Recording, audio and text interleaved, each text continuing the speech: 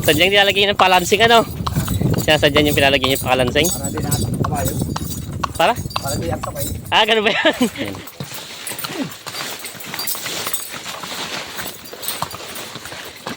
Opya. Bakaw. Yeah. Utot na. Sabit naman yung ano eh. Bakit yung kaya bakit yun? Tingnan natin kung gaano kabigat. Hop.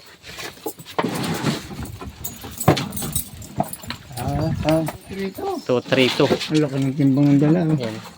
232. Asamahan natin at manguha sila ng mga anak, ano? Niyog ang hak. Ayun, laki ng kabayo ni Kuya, oh. Hindi pa kayo maghahakot ngayon? Hindi. Talong TV tayo na sa gubatan. At tayo sinamahan natin isang magkakabay dito naghahakot ng niyog. Hinaan natin yung mga magkakabay dito. Malaylay rin pala ito. Ayan, oh. Diba? Magandang. Si Kuya pala tayo. Magandang umaga. Oo. Doon, naroon isang kargahin. Oo. Kuya. Ayan. Naroon yung kabayo. Ito natin dito si boss. Layo pa natin.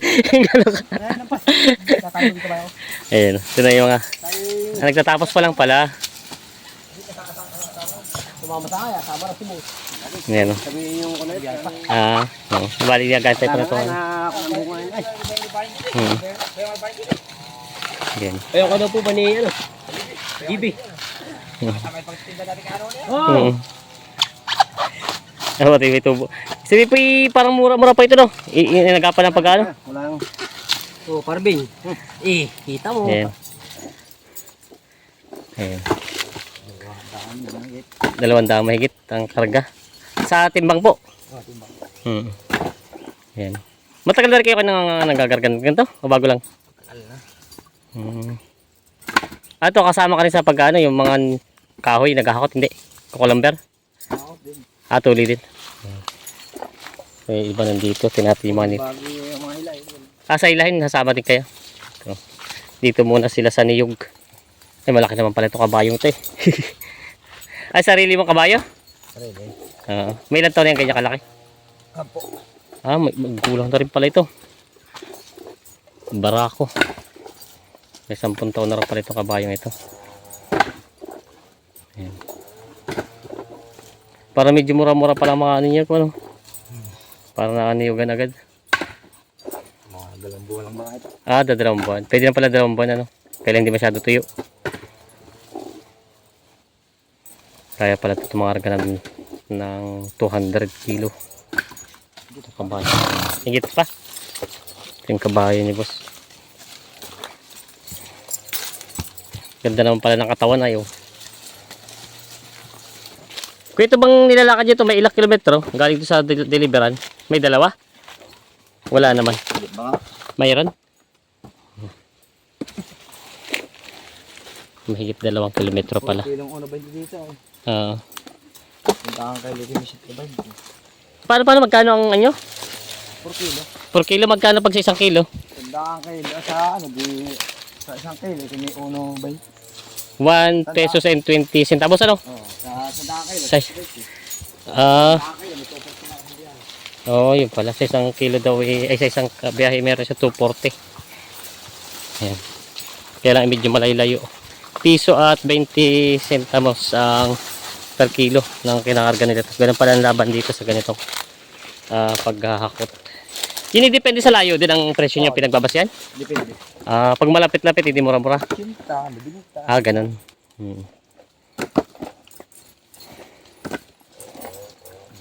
Pero bossing sa inyo pagkakarga, anong pinakamahirap ng kinarga ng mga ano? Anong pinakamahirap yung nakarga? Mga hila kami sa mga Ay mga kahoy ano? Hindi na mahirap. Pati kalimitan yata pinupunta din yung mga gubat pati mga daan. Pagkakipati talaga kami sa gabi, bawal. Sadyang nag-ano kayo pag gabi. Oo. Yan. Yun nga lang, inasabit yung kanyang ano, yung pinakakargahan. Dahil malaki ang ano.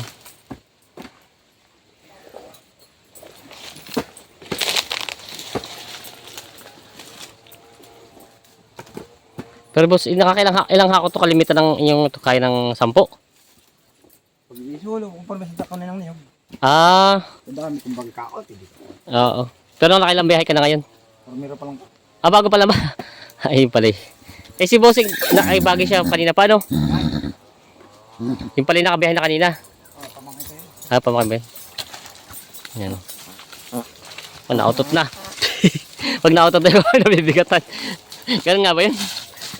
Nabigat na. Kaya nautot na. Mabigat na pag nautot na mga kabahay, mabigat na ang karga.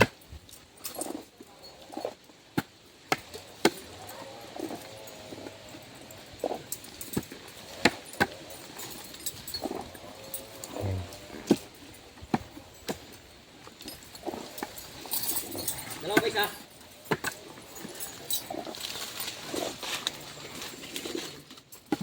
Eh di ka doon sa kabila. Oo. Sa bagong ano na. Yan. Sadyang punong-puno. Ha? Magamit pa. Sige.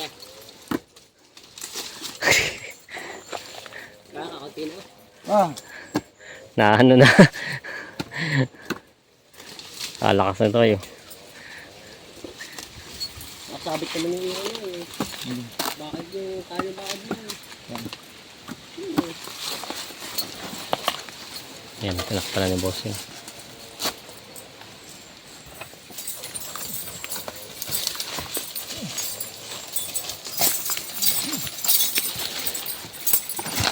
Yan ang karga ng kabahay ni boss.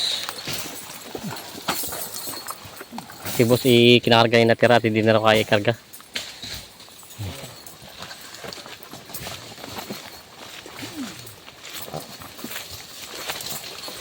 Ayan, medyo palusog na ang daan.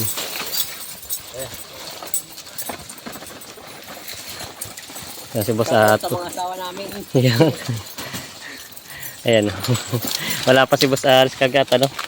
Kay doon sa isang ano saktuhan lang ang karga. Ayan. Mga palusog na ganitong daan ay talagang Tapasan. Tapasan. walang daan. Ayan.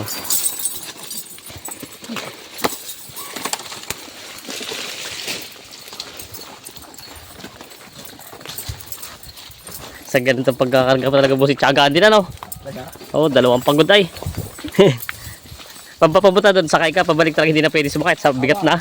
Kakahawa kabayo. dalawang na naman. Ito dahil may 200 na mahigit ang timbang na karga nito.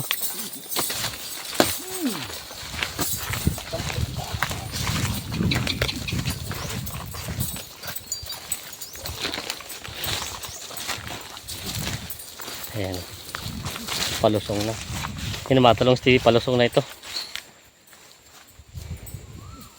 Palusong na, handaan.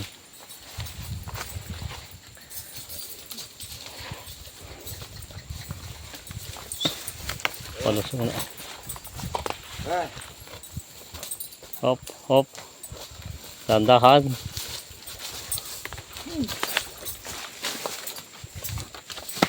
Ayan. Ayan. Inom muna, inom. lumaw. Hinuhaw. Hinuhaw sa paglusong. Opya. Bakas iyo. Yeah. Utot na.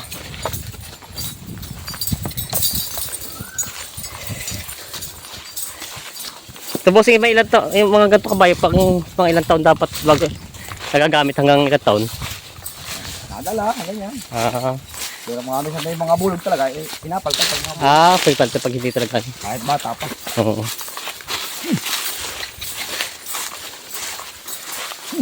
Merong hindi maalam mga arga, ano? Yan.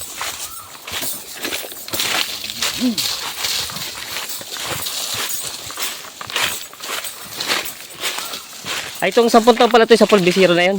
Ayun, ito yung anak ko ay. Sarili na pala ito. Iniilahin ko ng ano ito. Sarili panak na pala ni Bossing ito.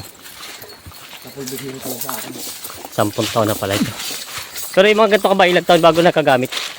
Dalawa. 2 ton, pwede na. Pwede na. Kaya lang, hindi pa kalalaki ang karga. Oo, kumbaga alalay lang ano. Bang para yung apo yung muna. Oo. Yung subok mo naman ang kabayo kung may ano, lakas talaga. Di, Oo. Buelo. Buelo. Ha. Buelo. Kingkal kabayo.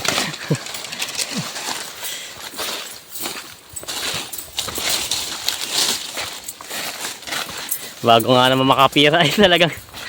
Ay, pag-aanit yung mga 4 na biyahe, 1,000 higit. Ah, isa rin pala. Kapag hindi ba kayo nag-abot maghapon ano. Siyempre, pag mayari na pumayari. Oo. Gaya nga. Kaya ayos lang naman pala. Gaya nga, pero halimbawa ng banda ako, lagi ako may 2%. Oo. Mga 5 nga, hindi ba 1,000 nga. Kasi nandito na tayo sa may pathway naman, semento.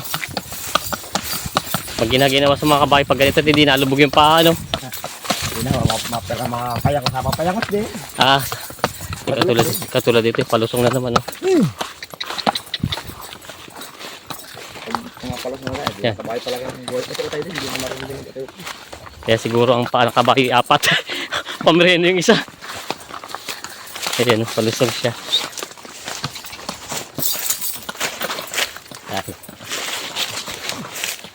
Ayan.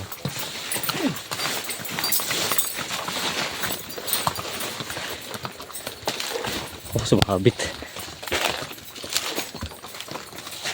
Ayan na nga, may mereno din ang kabayo eh.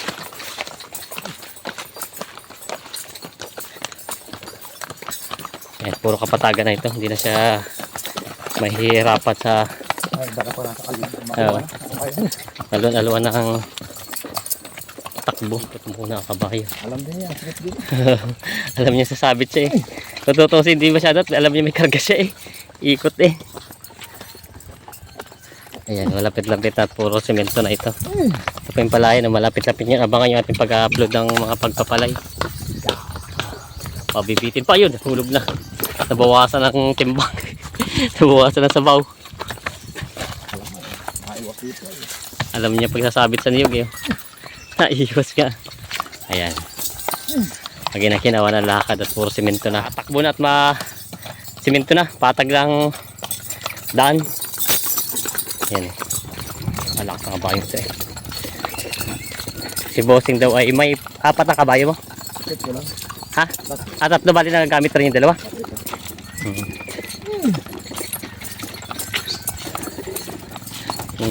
Ah, meron na pala bodega dito ng niyog oh. Sadya marami namimili ng niyog ngayon ah. Ano na yun sa akin? Ah.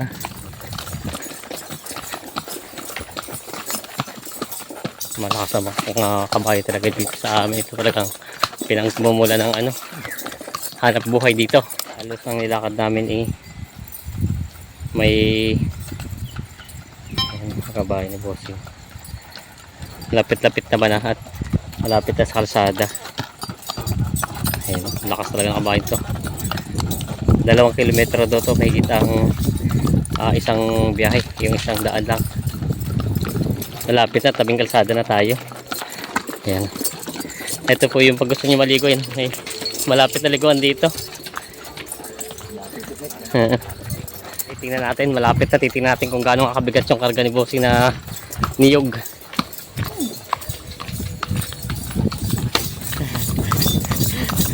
Dali ano.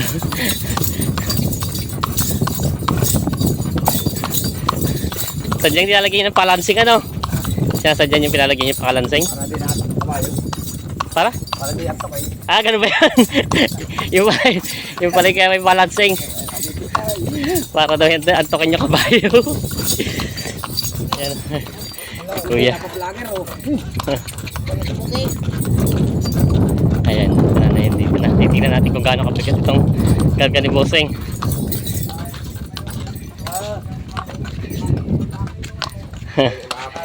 Hindi ko kukulang higit.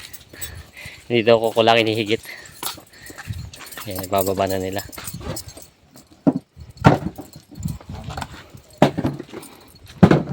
Dapat ang pagbababa din isabay at ano, ipipisan sa kabila yung niyog. Yan natin tatay dito. Ayan. Tayo magkano kayo ng kilo ng niyog? Ang bili nyo? 12.40. 12.40. Ah, hindi siya kasi nagbababa din ano. Ay, bababa pala ngayon. Ganun talaga ang ano yun. 12.40 daw. Ito naman po isang dinadala. Pinipick up lang sa inyo dito. Sa Candelaria. Candelaria. Ay, ganito buo na po siya. Hindi na kinukopra. May kuprahan din. Meron di kuprahan. Ayan. Ay, ito pala hindi pa yung unang timbang lang ito. 70. Hindi pa pala yun. Ayan. Yan na yung timbang niya. Hihigit nga pala ito sa 200. Hindi pa nangangalahati. Ayan.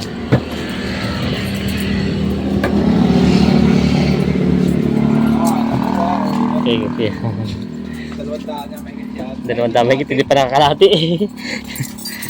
May isa na yun. May 90 na. Dito po ba sa atin wala nagmumura dito sa inyo? Wala? Meron din po. Pero po ano pa mas maganda? Niyog kumura. Niyog pa rin po. Ang parehas din. Pares din? Oo. Bakit po? Meron nga namin namimili Nasira po ang puno ng niyog. Bakit po naman po pag sa spike nga? Tinatampo pag yung sagad ang kuha. Matagal bago magkatayo. Ganun. Dahil to sa spike. Lagyan po. 102. 100 plus na. 102. Yung spike po pala paano? Bakit yung spike? Yun nasisira yung puno niya. 95. Oo, nagbubutas-butas to. 95 daw. Ito yung 95. Yan. Tingnan natin kung gaano kabigat. Hop.